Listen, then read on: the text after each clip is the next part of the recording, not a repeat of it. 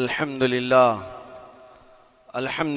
الحنان المنان الذي خلق الإنسان وعلمه البيان والصلاة والسلام على رسوله سيد الإنس والجان وعلى آله وأصحابه ذوي الخير والإحسان أما بعد فأعوذ بالله من الشيطان الرجيم بسم الله الرحمن الرحيم وما الله بغافل عما يعمل الظالمون انما يؤخرهم ليوم تشخص فيه الابصار صدق اللہ مولانا العظیم۔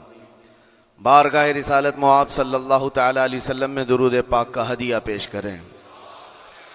اللہم صلی علی سیدنا و مولانا محمد معدن الجود والکرم وآلہ واصحابہ الکرام وابنہ الکریم وبارک وسلم صلاة دائمة سرمدا ابدا۔ عزیزان گرامی وقار، اللہ کریم کو سب سے زیادہ ناپسند چیز جس کا ذکر قرآن پاک میں بھی ہے وہ ظلم ہے۔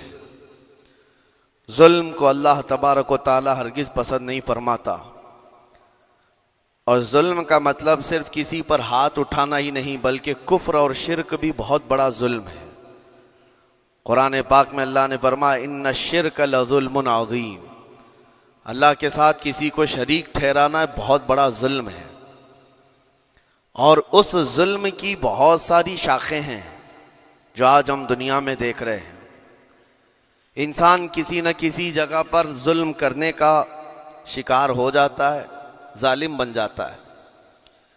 اور ظلم کی تعریف اگر دیکھیں عربی میں تو یوں کہا گیا وضع الشیء علی غیر محلہ، کسی چیز کو اس کی جگہ پر نہ رکھتے ہوئے، اس کی حیثیت کو اس کی حیثیت کی جگہ پر نہ رکھتے ہوئے دوسری جگہ پر رکھ دینا، یہ ظلم کہلاتا ہے۔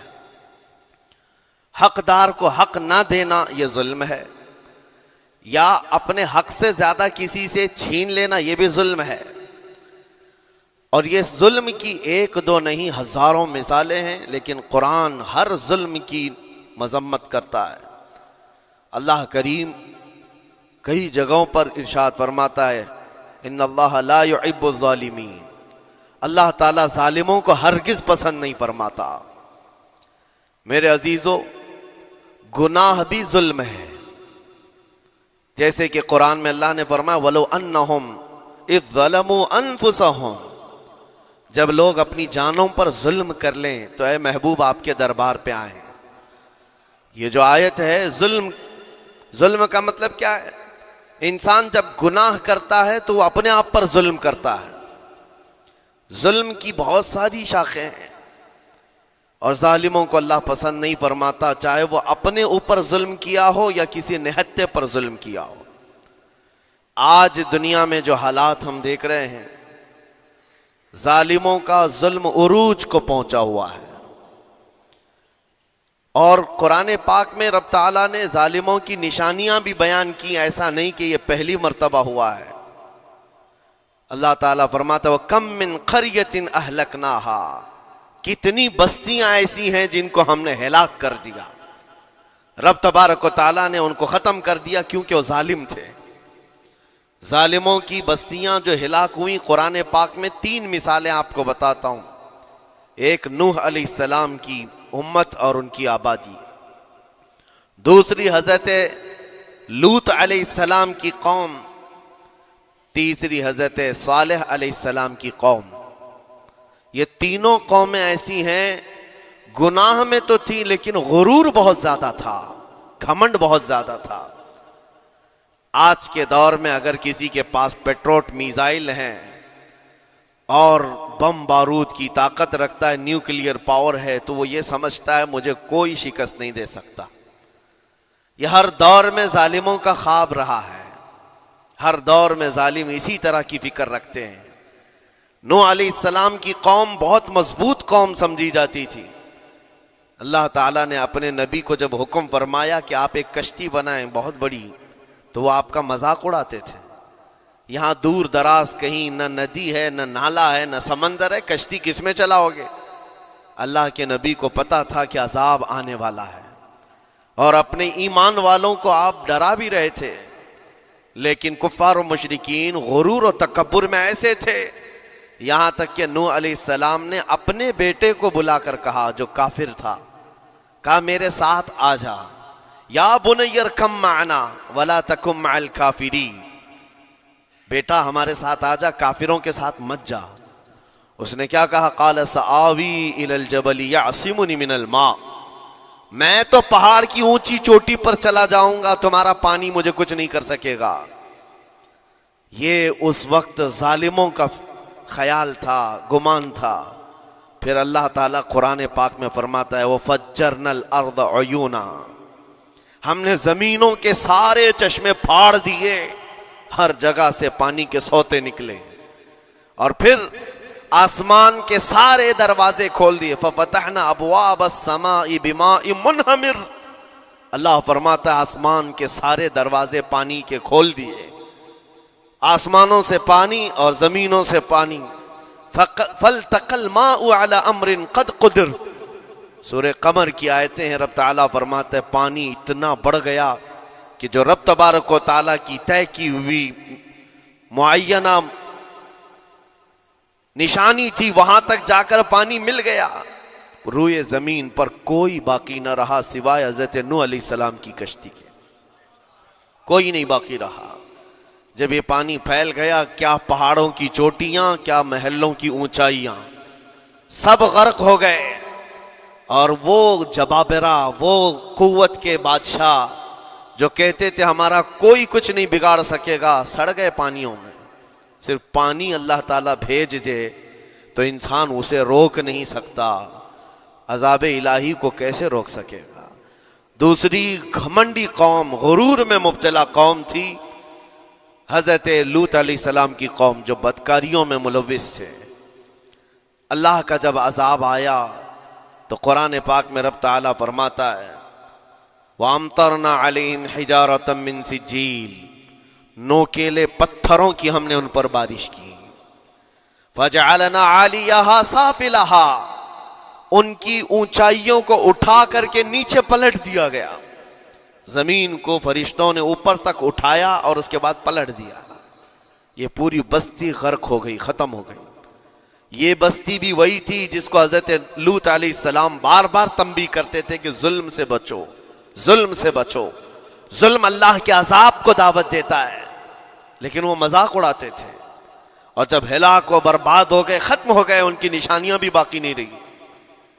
وہ پتھروں کی بارشیں کہاں ہوئی تھی واللہ عالم، لیکن میرے عزیزو ہم نے دیکھا ہے جہاں یہ قوم آباد تھی اس علاقے کو آج بتایا جاتا ہے وہ جارڈن کا علاقہ تھا، بحر مردار جہاں پر آج باقی ہے، ڈیڈ سی۔ میں خود سفر پر دیکھا، جارڈن کی ایک سرزمین پر گاڑی چلتی جا رہی ہے اور کالے کالے پتھر، جہاں تک نظر کرو صرف پتھر ہی پتھر ہیں، بہت نوکیلے۔ ایسے پتھر میں نے دنیا میں دوسری جگہوں پر نہیں دیکھا۔ آج بھی اسی طرح سے باقی تقریباً 100 کلومیٹر 150 کلومیٹر تک صرف پتھر ہی ہے، بیچ میں صرف ایک روڈ جاتا ہے، اس کے بعد نہ کوئی درخت دکھتا ہے، نہ کوئی عمارت ہے، نہ کوئی پہاڑ ہے، صرف پتھر، پتھروں کا صحرا ہے۔ آج کی اس صدی میں دیکھ کر کے ان پتھروں کو ہیبت طاری ہو جاتی ہے، جس وقت وہ برسے ہوں گے ان کی حالت کیا ہوگی۔ اور میں یہ نہیں کہتا بالضبط کہ یہ وہی پتھر ہیں جو برسے تھے، واللہ عالم، لیکن میرے عزیزو نشانیاں آج بھی عذاب الہی کی موجود ہیں۔ تیسری قوم تھی قوم شعیب اور قوم صالح علیہ السلام۔ یہ دونوں قوموں کے بارے میں ذکر کرتا ہوں۔ حضرت شعیب علیہ السلام کی قوم صرف ناپ تول میں کمی کرتی اور کفر و شرک بھی کرتے، شعیب علیہ السلام ان کو روکتے تو وہ ان کا بھی مذاق اڑاتے، اور جب عذاب الہی کے آنے کی بات کیا تو جانتے ہیں کیا کہا انہوں نے؟ یہ وہ قوم تھی جو پتھروں کو تراش کر کے گھر بنا لیتے تھے، یعنی پورے کے پورے پہاڑ کو، پتھروں کا جو پہاڑ ہوتا ہے اس کو تراشتے تھے، اور ایک آدمی کا ایک گھر ایک پہاڑ۔ آج کے دور میں ساری بلڈوزر مل کر کے نہیں کر پائیں، مشینیں مل کر نہ کر پائیں، وہ اس وقت کے لوگ بھاری بھرکم تھے، جسامت والے تھے، طاقت والے تھے، جب وہ اپنے رہنے کے لیے ایک پہاڑ کو تراش سکتے تھے۔ 4000 سال پہلے کی بات کر رہا ہوں، اس وقت میرے خیال سے وہ اپنے زمانے کے سب سے بڑے ماڈرن لوگ یا ترقی یافتہ لوگ کہلاتے ہوں گے، سب سے زیادہ ترقی یافتہ کہلاتے ہوں گے. جیسے آج لوگوں کو لگتا ہے رشیا اور امریکہ بہت پہنچے ہوئے ہیں ٹیکنالوجی میں، اس دور کے وہ لوگ سب سے بڑی طاقت کے رکھنے والے تھے. جب حضرت شعیب علیہ السلام نے ان کو اللہ کے عذاب سے ڈرایا تو کیا کہتے تھے؟ عذاب وہی نا جو نوح علیہ السلام کی قوم میں آیا تھا، بارش آ گئی تھی، زمین سے پانی نکل گیا تھا تو پانی بہت ہو گیا تھا. یا پھر وہ جو لوط علیہ السلام کی قوم پر آیا، پتھروں کی بارش، یا پھر ہواؤں کا عذاب. اگر یہ تینوں بھی آئیں تب بھی ہمارے ان پہاڑوں کے گھروں کو نقصان نہیں کر سکیں گے. ان کا اتنا غرور تھا. اگر پانی بھی آ جائے سمندروں کا، یا ہوا بھی تیز چلے، یا پتھروں کی بارش ہو، ہم تو بہت محفوظ قلعوں میں ہیں. اندازہ کرو میرے عزیزو، 3000 4000 سال کے بعد آج تک مدائن صالح اور الاولا سٹی نام سے سعودی میں موجود ہے، ابھی تک وہ گھر موجود ہیں. تو اس زمانے میں کتنے مضبوط رہے ہوں گے؟ پتہ نہیں 3000 سالوں میں کتنے طوفان آئے، کتنے سیلاب آئے، لیکن ابھی تک وہ پہاڑوں کے گھر موجود ہیں. تو اس زمانے میں کتنے طاقتور ہوں گے. ان کا نشہ آسمان پر تھا، غرور چڑھ کر کے بول رہا تھا. کہتے تھے کہ اگر اس طرح کے عذابات آ بھی گئے تو ہمارا کچھ نقصان نہیں ہوگا. کون سا؟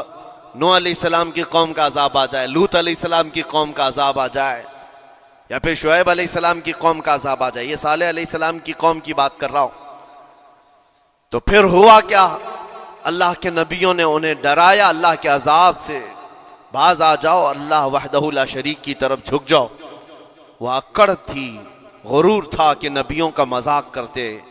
پھر ہوا کیا؟ قرآن کہتا ہے صرف ایک فرشتے کو اللہ تعالیٰ نے زمین پر اتارا، ایک فرشتے کو اتارا، اور اس کے بعد اس فرشتے نے ایک چنگھاڑ لگائی، ایک آواز کی. ایک آواز، صرف فرشتے کی ایک آواز ایسی تھی کہ جتنے اپنے مضبوط قلعوں میں گھروں میں موجود تھے، اس آواز کی ہیبت سے ان کا بھیجا کانوں سے باہر نکل آیا تھا. اور صبح کے وقت جب اس بستی میں جا کر کے دیکھیں تو سب کے سب اوندھے منہ گرے ہوئے تھے، ایک بھی اس میں سے بچا ہوا نہیں تھا. نہ نوح علیہ السلام کا طوفان آیا، نہ لوط علیہ السلام کی قوم پر برسنے والے پتھروں کا عذاب آیا، نہ ہی ہوائیں چلائی گئیں. ایک فرشتے کو بھیج کر رب تعالیٰ نے اپنی قدرت کا مظاہرہ فرمایا. اللہ کے کروڑوں اربوں لا تعداد فرشتے ہیں، ایک فرشتے کی طاقت ایسی ہے کہ اگر وہ اپنی آواز نکالے تو تمہارے کانوں سے بھیجا باہر نکل آئے. اللہ وحدہ لا شریک، وہ حی و قیوم کل بھی تھا اور آج بھی ہے. وہ رب ذوالجلال حی و قیوم ہے، طاقتور ہے اور ہمیشہ رہے گا.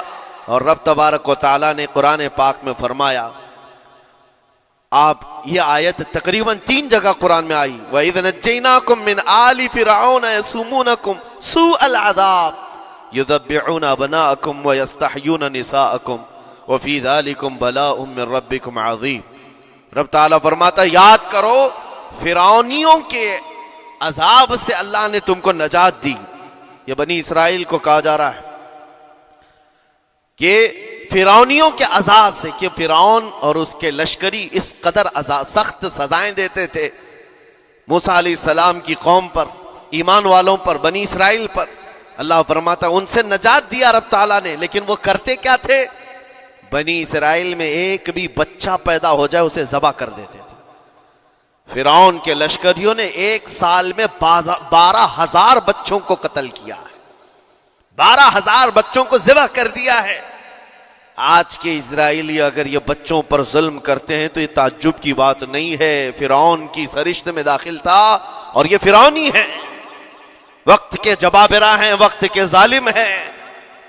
12,000 بچوں کو قتل کر دیا تھا فرعون اور اس کے لشکریوں نے، اور عورتوں کو زندہ چھوڑ دیتے تھے. قرآن میں اللہ تعالیٰ نے فرمایا 3 جگہ آئی آیت، لیکن اس کے ساتھ رب تعالیٰ یہ بھی فرماتا ہے یہ سخت ترین سزائیں دیتے تھے فرعونی، اللہ نے ان سے تم کو نجات دیا.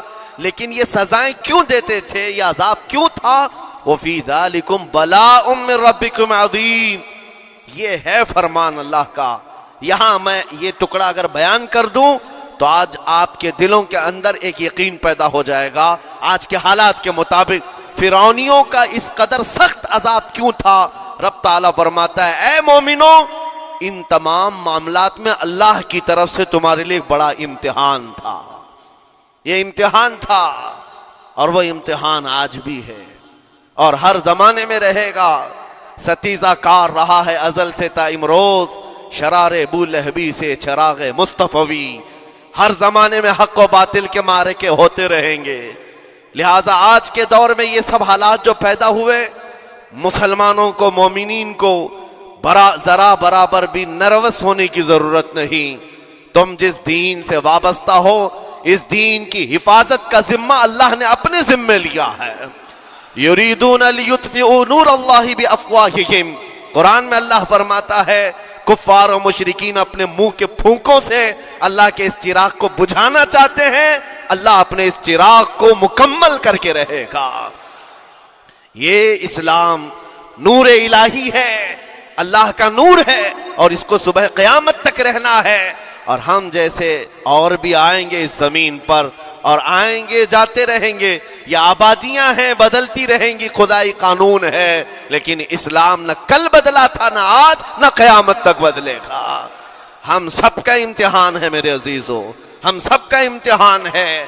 لیکن ان حالات میں مومنین کو کرنا کیا چاہیے؟ انہیں اپنے ایمان کو مضبوط کرنا چاہیے.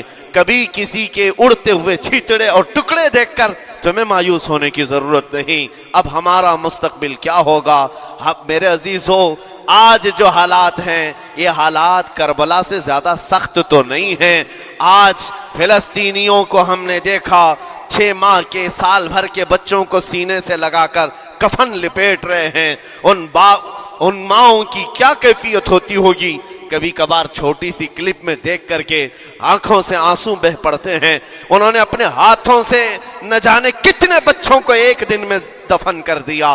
80 میتوں کو ایک قبر میں ڈال دیا کرتے ہیں. ان فلسطینیوں کو لاکھوں سلام، ان کے جذبات کو اور ان کی استقامت کو. ہم تو دعا یہی کرتے ہیں ان فلسطینی مسلمانوں کے برابر پوری دنیا کے مسلمان نہیں ہو سکتے. ہم تو ایک ناشتے پر صبر نہیں کر پاتے، وہ اپنے 10 بچوں اور خاندان والوں کے کٹے ہوئے چھیٹڑوں پر بھی کہتے ہیں اللہ ہمارے ساتھ ہے. ساری مصیبتیں دیکھ کر کے بھی وہ کہتے ہیں اللہ ہمارے ساتھ ہے. ان کے گھر اڑا دیے گئے، تباہ کر دیے گئے، راکھ میں بدل دیے گئے. اور نیوز اینکر، یہ دجالی میڈیا وہاں جا کر کے ان کے زخموں کو کھرید کر کے پوچھتا ہے تمہارا مال کیسے آئے گا، تمہارا گھر کیسے چلا گیا. لیکن ان حالات میں بھی وہ مسکرا کر کہتے ہیں اللہ نے دیا تھا، پھر اللہ ہے اور اللہ دے گا. ان کے ایمان کے برابر ہم نہیں ہو سکتے. لیکن میرے عزیزو، پوری دنیا کے مسلمانوں میں اس مسئلے نے آج ایک اتحاد کی فضا قائم کی ہے. اگر ہمارے درمیان آج بھی اتحاد نہیں ہو سکتا تو پھر میرے عزیزو، شاعر نے سچ کہا تھا جگہ جگہ کے تھک چکے ہیں تمہیں یہ ہنگامے، نشاط لذت خواب گراں بدل ڈالو. غلط روی سے منازل کا بعد بڑھتا ہے، مسافر و روش کارواں بدل ڈالو. آج کے حالات تمہیں اگر نہیں بدلنے پر مجبور کیے تو پھر بتاؤ کون سے حالات تمہیں بدلیں گے، کب تم بدلو گے؟ لیکن ان حالات پر آج بعض لوگوں نے یہ کہنا شروع کیا. میں نے چند دنوں پہلے ایک آیت پڑھی تھی، ایک بیان میں کہا تھا اللہ قرآن میں فرماتا ہے هو الذی ارسل رسولہ بالہدی ودین الحق لیظہرہ علی الدین کلہ. وہ اللہ ہے جس نے حق دین کے ساتھ اپنے رسول کو بھیجا ہے اور ہدایت کے ساتھ اپنے رسول کو بھیجا ہے. کیوں بھیجا ہے؟ لیظہرہ علی الدین کلہ، تاکہ وہ رسول پوری دنیا پر یہ دین غالب کرے. یہ دین غالب آئے گا. تو بعض مجھ سے کہنے لگے مولانا سٹیج پر بیٹھ کر چلاتے ہو، کئی کرسیوں پر بیٹھ کر کہتے ہو کہ تمہارا دین غالب آئے گا. تمہارا دین تو آج ٹکڑے ٹکڑے کیا جا رہا ہے، کوئی کچھ نہیں کر پاتا. ان ظالموں کو میں یہ کہتا ہوں، ان کو یہ میں کہتا ہوں، ان تمام حالات سے تم ہرگز یہ مت سمجھنا کہ دین غالب آئے گا. چاند پر بھی گہن لگتا ہے، لیکن جب گہن چھٹتا ہے تو چاند پورے آب و تاب کے ساتھ چمکتا ہے. آج اگر امت مصطفیٰ پر گہن لگا ہے تو میں اپنے ان تمام نوجوانوں سے جو ابھی ان فوان شباب میں داخل ہوئے ہیں، ابھی یہ دنیا کو دیکھنے کے قابل بنے ہیں، میں ان سے کہتا ہوں ان آندھیوں سے، ان طوفانوں سے گھبرا کر کے نہ تمہیں دین بدلنے کی ضرورت ہے، نہ تمہیں اپنا مسلک و مذہب بدلنے کی ضرورت ہے، بلکہ میں یہ کہتا ہوں نہ گھبراؤ مسلمانوں، ابھی خدا کی شان باقی ہے، ابھی اسلام زندہ ہے، قرآن باقی ہے۔ یہ ظالم کافر کیا سمجھتے ہیں جو روز ہم سے الجھتے ہیں؟ ابھی کربلا کا آخری میدان باقی ہے، ابھی تو کربلا کا آخری میدان باقی ہے۔ عزیزان گرامی وقار، میرے نبی کریم صلی اللہ تعالی علیہ وسلم نے جو فرمایا وہ ہو کر رہے گا، وہ ہو کر رہے گا۔ میرے آقا صلی اللہ تعالی علیہ وسلم کا فرمان عالی شان میں سناتا ہوں۔ حضور فرماتے ہیں لا تزال عصابۃ من امتی یقاتلون علی ابواب دمشق وما حولها وعلى ابواب بیت المقدس لا يضرهم خذلان من خذلهم ظاہرین علی الحق الى ان تقوم الساعة او کما قال رسول اللہ صلی اللہ علیہ وسلم۔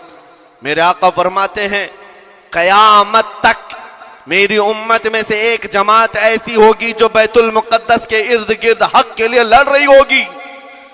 حضور نے فرمایا قیامت تک لڑتی رہے گی، لیکن ساتھ میں ان کے لیے میرے آقا نے فرمایا پوری دنیا کے برا چاہنے سے ان کا کچھ نہیں بگڑے گا۔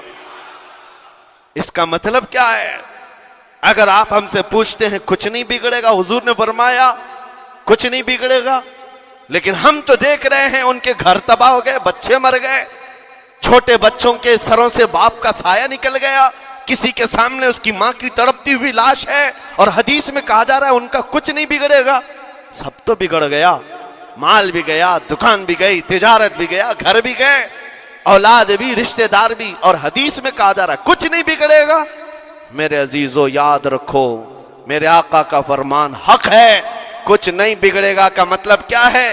یہ تمام اسباب جانے کا مطلب یہ نہیں کہ بگڑ گیا، بگڑا تو اس کا ہے جس کا ایمان بگڑ گیا، ایمان جس کا گیا اس کا سب بگڑ گیا۔ اور ہم نے ان بچوں کو دیکھا ہے آج، ارے رات کو سوتے ہیں تو انہیں پتہ نہیں ہوتا صبح ہوگی بھی کہ نہیں ہوگی، لیکن اس کے باوجود ایک دل دہلا دینے والی بات میں بتاتا ہوں۔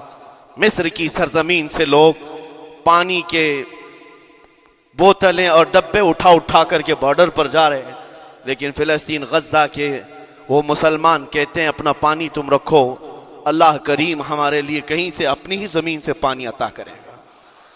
ان کو لوگ کہہ رہے ہیں کیا آپ نہیں دیکھ رہے وقت کا بڑا فرعون روز الٹیمیٹم دیتا ہے 24 گھنٹے میں علاقہ خالی کرو، نکل جاؤ، گھر خالی کرو۔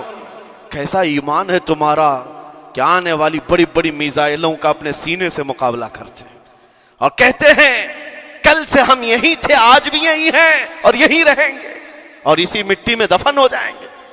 یہ جو استقامت ہے، اسی کو میرے آقا نے فرمایا دنیا ان کا کچھ نہیں بگاڑ سکے گی۔ ایمان اگر مضبوط ہے تو کچھ نہیں بگڑا ہے۔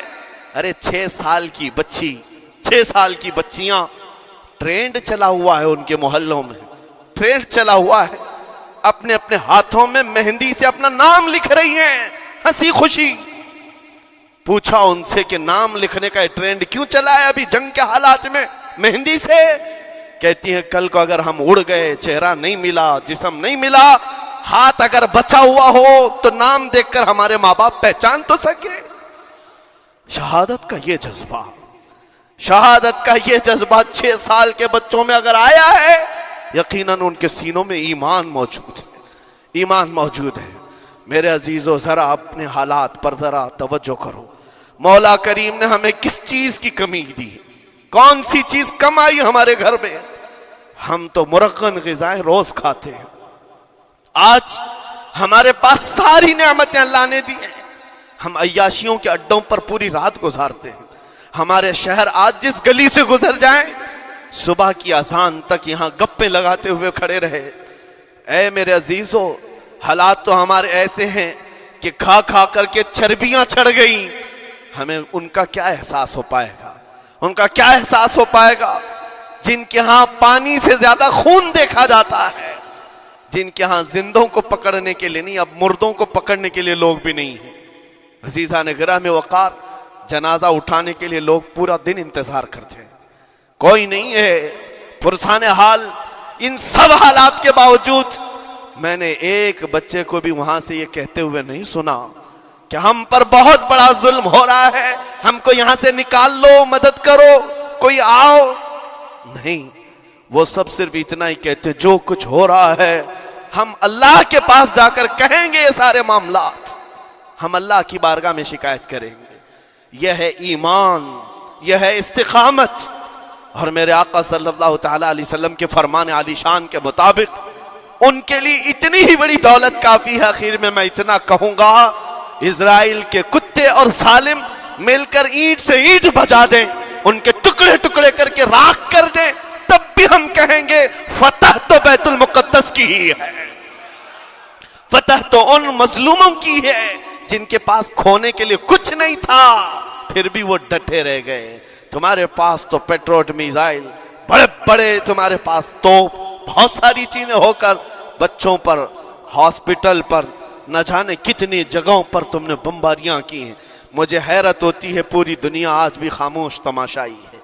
ये जुल्म नहीं है तो और क्या है। और जब जुल्म अपने उरूज को पहुंचता है, अल्लाह की पकड़ आती है, अल्लाह का अजाब आता है। और जब अल्लाह का अजाब आता है तो जितने खामोश तमाशाई थे सब उस अजाब में गिरफ्तार होंगे।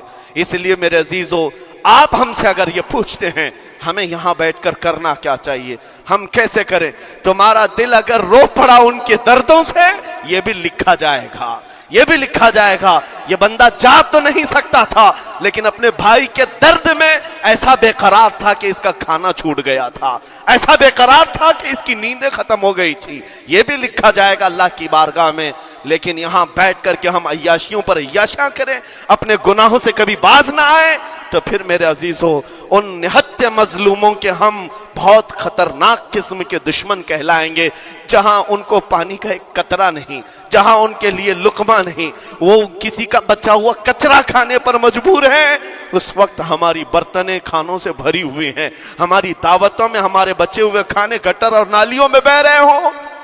इन हालात में मेरे अजीजों पकड़ होगी, हमारी भी पकड़ होगी। बदलो अपने हालात, उठो वो गरना हश्र न होगा फिर कभी, दौड़ो के जमाना चाल अपनी चल गया। मैं आप सबसे यही कहना चाहूंगा, ये जो हालात पैदा हुए हैं पूरी दुनिया में, ये मेरे आका के फरमान के मुताबिक अंदेशा ये लग रहा है अनकरीब इमाम मेहदी का ज़हूर होने वाला है। इमाम मेहदी का ज़हूर होगा और हालात बदल जाएंगे। लेकिन हमको किसी के आने का इंतजार करते हुए हालात का इंतजार नहीं करना है। अभी बदलो, आज बदलो, अल्लाह की तरफ दौड़ो और उससे गिड़गिड़ा कर कहो कि मौला करीम, हमारे शामत अमाल, हमारी बुराइयों के सबब अगर ये तेरी पकड़ है, हम तौबा करते हैं तेरे दरबार में। जानते हो मेरे आका ने फरमाया, अल्लाह के गजब को अगर कोई चीज ठंडी करती है तो एक मोमिन सालेह की रिक्कत अंगीज दुआएं और उसके निकलने वाले आंसू अल्लाह के गजब को ठंडा करते हैं, अल्लाह के गजब को ठंडा करते हैं। तुम गिड़गिड़ाओ उस मौला की बारगाह में। ये नहीं कि इज्तिमाई तौर पर किसी के सामने आप रो धोकर चले गए या फिर आप लोगों को दिखाने के लिए कोई स्टेटमेंट जारी कर दिए। नहीं, तन्हाई में बैठे हो, अकेले में बैठे हो। जैसे कि कल एक बहुत अच्छी चीज मैंने देखी थी, हमारे उलमा ने ऐलान किया था, पूरी दुनिया मिलकर के जुमेरात का रोजा रखे, इसलिए कि रोजा अल्लाह को पसंद है। और इफ्तार से पहले अगर कोई दुआ करे, अव्वल दुआ हमारी उन मजलूमों के हक में हो, उन जालिमों के खिलाफ हो, मजलूमों की मदद के लिए हो। यकीनन अल्लाह की मदद आएगी और आएगी, क्योंकि कुरान बार बार कहता है, अला इन्ना नस्रुल्लाहि करीब, आगाह हो जाओ, बेशक अल्लाह की मदद बहुत करीब है, अल्लाह की मदद बहुत करीब है। अजीज़ान गिराम वक़ार, मैं इन्हीं तमाम बातों से अपनी गुफ्तगू को आज समेटता हूँ।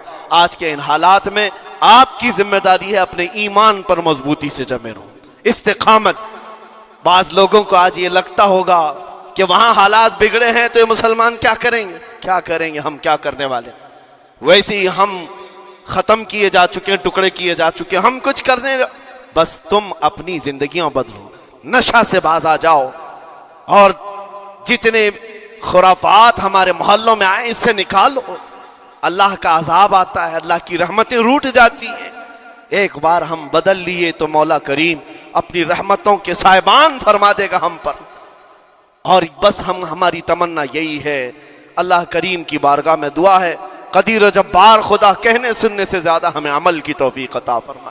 اے رب کریم احسن الخالقین، ہم سب اپنے گناہوں سے سچی توبہ کرتے ہیں مولا۔ ہمارے گناہوں کی وجہ سے اگر تیری سخت پکڑ ہے تو مولا تو اپنے غضب کو ٹھنڈا فرما دے، تو اپنے غضب کو ٹھنڈا فرما دے مولا، تو اپنے غضب کو ٹھنڈا فرما دے۔ اے کریم خدا، تیرے حبیب کی امت تڑپ رہی ہے، اور ہر جگہ مولا ظلم و ستم کا نشانہ ان غریب مظلوموں کو بنایا جا رہا ہے جن کے پاس ایک وقت کا کھانا بھی باقی نہیں رہا۔ مولا تو اگر مدد نہیں کرے گا تو کون مدد نازل فرمائے گا؟ اے رحمان، ہمارا عقیدہ ہے تو ہی وہ خدا ہے جو ابابیلوں کو بھیج کر ابرہہ کو ہلاک کیا، تو ہی وہ خدا ہے جو بدر میں اپنے نبی کے لیے 5000 فرشتوں کو اتارا۔